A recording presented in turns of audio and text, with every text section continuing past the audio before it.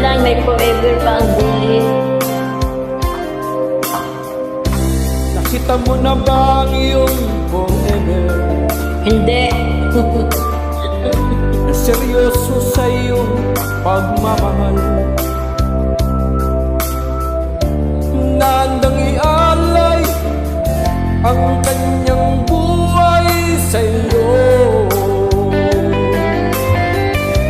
Bihira na ngayon ang may forever. Kaya pag nagmahal, ingatan mo nang hindi matulad sa nangyari sa iba.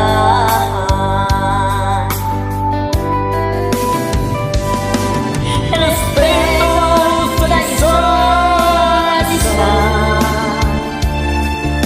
sikreto ng masayang pagsasama.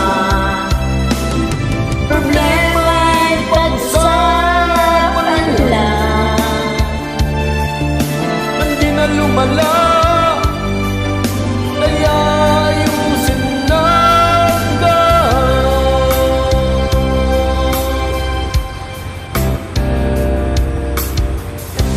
at kung nakita na ang iyong forever,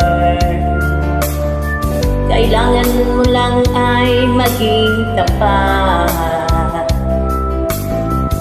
Huwag ka nang dapat pang itago. Sabihin mo lahat ang totoo. Respeto sa isa't isa, sikreto masayang pagsasama.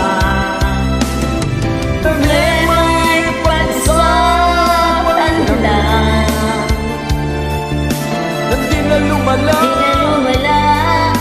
kaya ayusin natin. agad.